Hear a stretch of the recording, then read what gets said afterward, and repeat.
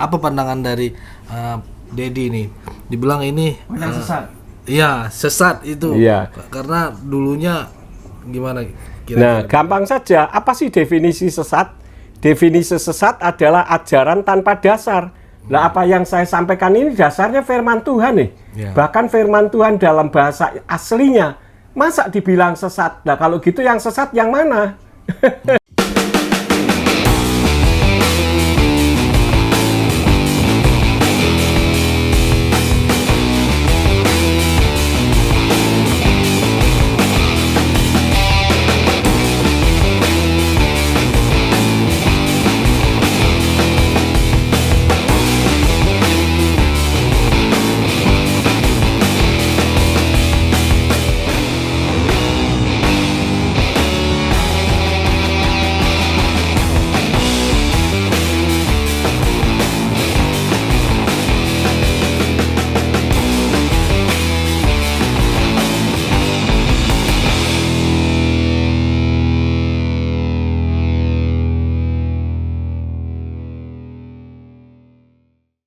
Dan hari ini kita ingin bincang-bincang dengan seorang hamba Tuhan, dengan seorang pastor, dengan seorang pendeta yang begitu luar biasa. Luar biasa di mana? Kita tahu Bapak Ibu beberapa waktu yang lalu, di mana pendeta yang akan kita wawancarai ini sangat heboh di kalangan saudara kita umat Islam, terutama sekali di kalangan para mu'alaf. Apa yang membuat heboh?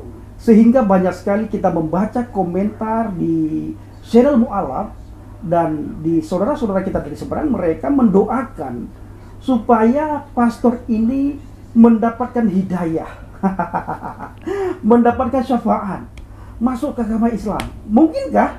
Apa yang membuat beliau sehingga banyak teman-teman dari seberang dari RT 0666 mendoakan supaya beliau mendapatkan hidayah, masuk ke agama Islam, meninggalkan iman percayanya kepada Adonai Yesus. Dan yang kedua ada Pastor Yakob Sulistyo. Shalom, shalom. Pastor Yakob Sulistyo. Nah, hari ini kita ingin bertanya kepada Pastor Yakob Sulistyo menyangkut viralnya berita di kalangan saudara kita dari seberang, sampai-sampai mereka memohon berdoa supaya Pastor Yakob Sulistyo menjadi mu'alaf, masuk ke agama Islam, alias mendapatkan hidayah.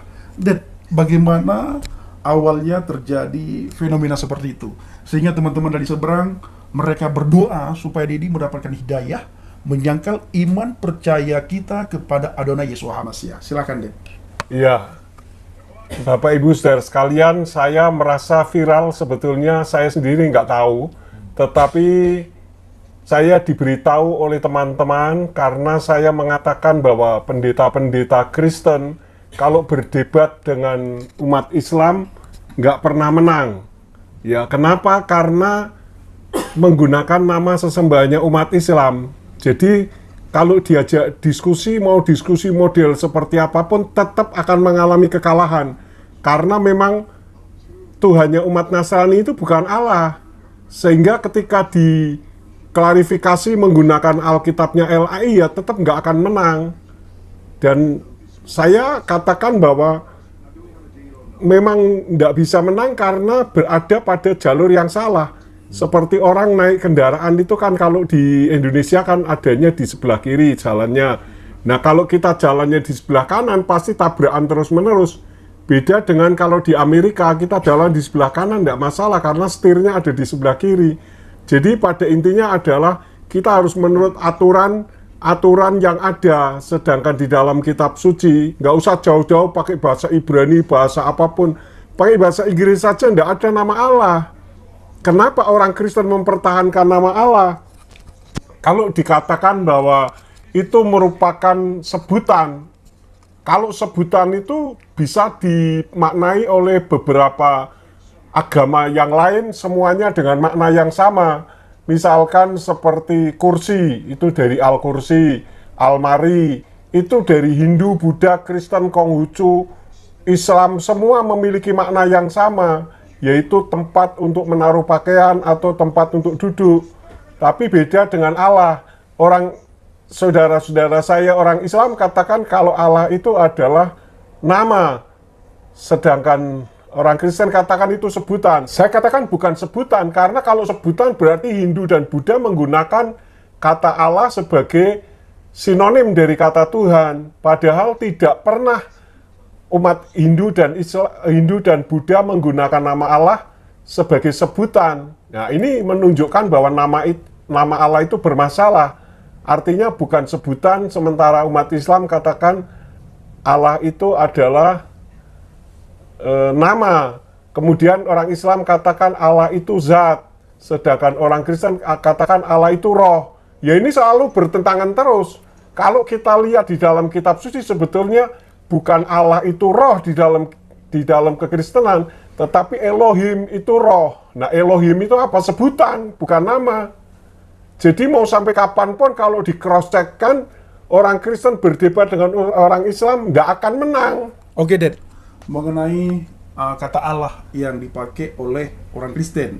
Iya. Dan itu sumbernya diambil juga dari kitab LAI, Dad, ya. Iya. Nah, kalau kita melihat juga, Dad, merujuk kepada sejarah, bukankah Allah itu sudah ada sebelum Islam muncul? Jadi, kalau Dedi ngomong seperti itu, seolah-olah Allah ini miliknya orang Islam. Nah, bagi saya, Dad, ini keliru. Kelirunya di mana? Allah sudah ada sebelum agama Islam itu muncul. Ya. Bagaimana pandangan Dedi menurut saya? Ya, benar bahwa Allah itu sebelum Islam ada, sudah ada. Bahkan Allah itu sebelumnya diadopsi oleh orang Kristen Arab. Tetapi orang Kristen Arab mengadopsi itu karena di bawah tekanan. Sedangkan Kristen Arab, ini Islam belum lahir loh. Kristen Arab mengadopsi satu di antara 360 dewanya orang Arab kuno, yaitu dari suku Quraisy, ada Al-Lata, Al-Uzza, Al-Manat, Al-Hubal, Al-Hud, dan sebagainya. Nah, Allah itu salah satu di antaranya. Itu diadopsi oleh Kristen Arab. Dan anehnya orang Kristen merasa memiliki. Kalau saya sih menghormati umat Islam yang menggunakan Allah itu sebagai nama, karena sudah dicantumkan di dalam Al-Quran. Bismillah, di dalam nama Allah, itu sudah menjadi satu pedoman. Sedangkan pedoman orang Kristen kan kitab Tenak, Nevi'im, Ketuvim, dan Brit Kadasa. Itu tidak ada kata Allah. Sedangkan jangankan sampai yang berbahasa Ibrani, yang bahasa Inggris saja Allah tidak ada. Jadi kalau dipertahankan terus-menerus itu tanpa dasar teologi yang baik. Oke. Kalau begitu bagaimana menurut pandangan Dedi terhadap Lembaga Alkitab Indonesia? Ya, Lembaga Alkitab Indonesia saya katakan salah. Salahnya di mana? Salahnya nama dijadikan sebutan, sebutan dijadikan nama. Ada Allah A huruf besar semua, Allah huruf besar semua, ada Allah A-nya yang huruf besar, ada Allah huruf kecil semua. Nah, sekarang kalau misalkan saya ngomong Allah, Allah, Allah, ini yang mana yang huruf besar semua, yang mana huruf besar depannya saja, dan yang mana huruf kecil semua. Kalau bisa saya kasih HP saya, ya gampang saja. Kalau orang bilang yang pertama, saya bilang yang kedua. Karena tidak ada juga orang Kristen berdoa, ya Allah huruf besar semua, atau ya Tuhan huruf besar semua. Tidak ada. Tapi dipertahankan. Ini artinya tanpa dasar yang benar. Tetapi justru saya yang menggunakan dasar yang benar, justru dipersalah-salahkan. Nah, ini kan aneh tapi nyata. Dan saya katakan Tuhannya orang Kristen itu seperti siluman. Namanya berubah-ubah. Nah, kalau namanya berubah berarti eksistensinya berubah. Kemudian pribadinya berubah, semuanya berubah. Nah, ini kan siluman. Nah, inilah Dedi menyadari tidak, gara-gara statement Dedi seperti itu membuat heboh di dunia maya, terutama sekali di dunia kekristenan. Makanya timbullah fenomena bahwa ini salah satu pendeta yang paling jujur di dunia. Tidak ada pendeta lain selain jujur selain Yakob Sulistyo. Mari kita doakan. Muncullah doa-doa seperti itu, supaya Pak Yakob Sulistyo menjadi mu'alaf, mendapatkan hidayah. Dedi merasa enggak sih kalau Dedi ini sudah membuat kekacauan dan meresahkan banyak orang Kristen? Nah, ini kita ingin tanyakan. Ya, kalau dikatakan mendapat hidayah, saya sudah dapat hidayah. Hidayah itu artinya apa sih? Hidayah itu kan artinya dapat tuntunan dari Tuhan. Loh, saya dapat tuntunan dari Tuhan. Saya dulu juga menolak tentang nama Yahweh. Tetapi setelah saya pelajari dengan sungguh-sungguh kan memang Yahweh itu nama, yang nama tidak bisa diubah. Kalau dikatakan itu tidak bisa bunyi, belajar dong bahasa Ibrani yang benar supaya bisa membacanya. Masa Tuhan menyuruh Mose menulis sampai 6.800 kali yang di perjanjian lama, di perjanjian baru ada 231 kali. Ditulis tapi tidak bisa dibaca. Mikir. Ada satu jawaban Pendi yang menurut Pendi Dedi belum jawab ya. Iya, apa Dedi itu? merasa tidak sih kalau Dedi itu sudah membuat kekristenan itu kacau ya, pecah gara-gara statement Dedi seperti itu. Seolah-olah kita orang Kristen ini salah besar ketika menyebut nama Allah.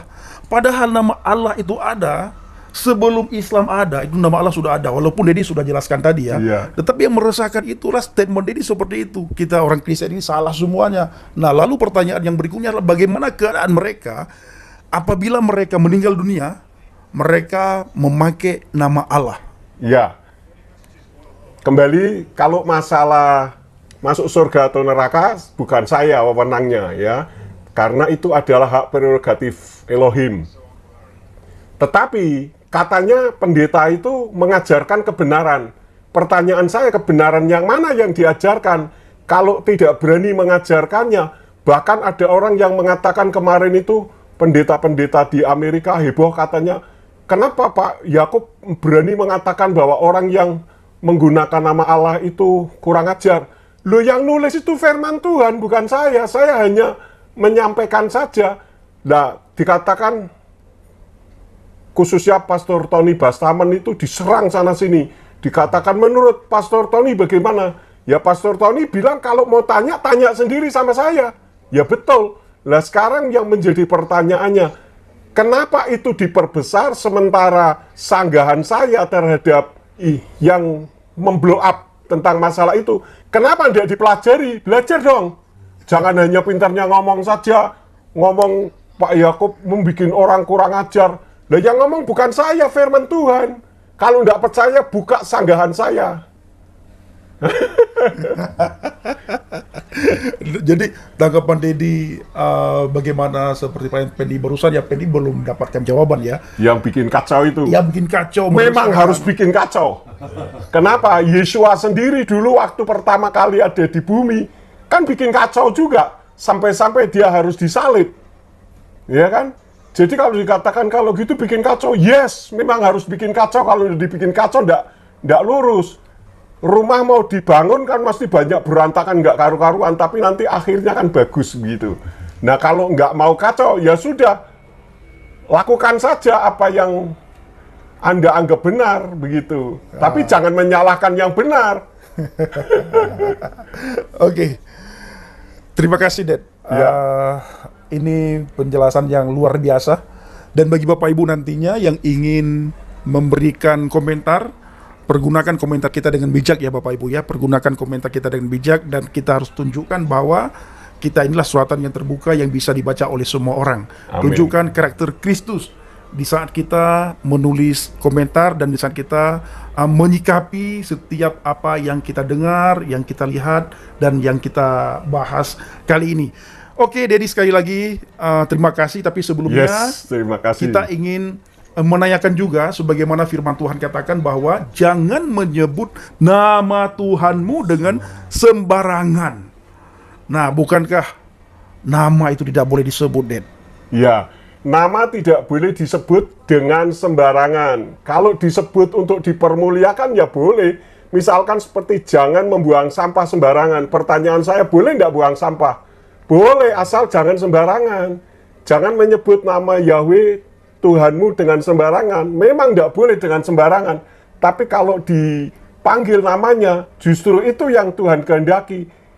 Keluaran 3 ayat yang ke-15, Tuhan menghendaki namanya dipanggil. Kemudian 1 Tawarin 16 ayat yang ke-8 ini pendek ayatnya dikatakan, Hodulah Yahweh kirufesmo hodio fa'amim alilotai. Berserulah kepada Yahweh, panggilah namanya. Bukan panggilah sebutannya. Nah, kenapa pendeta tidak berani mengajarkan ini? Kalau bicara soal Keluaran 3 ayat yang ke-15 dipotong dari ayat 14 saja. Kenapa ayat 15-nya nggak dibaca? karena Yahweh menghendaki namanya disebut dari generasi ke generasi. Iya. Jadi kalau tidak boleh, jangan sebut haleluya lagi, haleluya atau halelulah. Oke, baik. Mungkin dari Bang Leo ada pertanyaan untuk Dedi, silakan Pak. Ya, kalau saya tambahkan sedikit, Dedi mau tanya tentang ini kan banyak banget yang ricu juga tentang yang apa, mulai Yahweh Iya. gitu. Yahweh ini kan mulai bersuara, terekspor ini. Sebenarnya sih kalau di ajaran-ajaran ini kan itu udah terbiasa sebenarnya Iya. dengan hal sih kayak gitu sebenarnya. Nah, yang bikin kaget ketika gereja-gereja yang ini GBI mulai mendengar ini, dibilang itu udah pengajaran apa pandangan dari Dedi nih? Dibilang ini Sesat. iya, sesat itu. Iya. Karena dulunya gimana Nah, kira-kira? gampang saja. Apa sih definisi sesat? Definisi sesat adalah ajaran tanpa dasar. Nah, apa yang saya sampaikan ini dasarnya firman Tuhan nih. Ya. Bahkan firman Tuhan dalam bahasa aslinya. Masa dibilang sesat? Nah, kalau gitu yang sesat yang mana? Oke. Masalahnya karena saya sudah punya tanggapan sanggahan itu ada hampir 40 sampai sekarang ini. Tapi orang yang saya sanggah tidak pernah mempelajari sanggahan saya. Suruh saya mempelajari, saya pelajari, makanya saya bisa menyanggah. Kalau saya tidak mempelajari, saya tidak bisa menyanggah. Justru saya menyanggah karena saya mempelajari. Yang jadi masalahnya mereka yang saya sanggah kok nggak mau buka gitu. Kan nggak konsekuen. Artinya nyuruh orang belajar tapi dirinya sendiri nggak mau belajar. Firman Tuhan katakan di dalam Hosea 4 ayat 6, umatku binasa karena tidak berpengetahuan. Bukan karena tidak mempunyai pengetahuan, tetapi menolak pengetahuan itu. Gitu. Dan sekarang ini nama Yahweh mulai muncul karena penggenapan dari nubuatan Kisah Rasul 3 ayat yang ke-21. Bagaimana akhir zaman menjelang kedatangan Yeshua HaMasiah yang kedua kali itu akan ditandai dengan pemulihan segala sesuatu. Begitu. Oke, baik. Berarti bukan tiap-tiap ini ya dari ajaran-ajaran udah real ya sebenarnya Pak. Iya, semua ada di garisnya. Garisnya ya. Iya. Bukan mengada-ngada ya. Nggak gitu. mengada-ada, justru yang mengada-ada itu yang menentang saya karena nggak ada diada-adakan. Iya, iya. Nah, itu yang mengada-ada.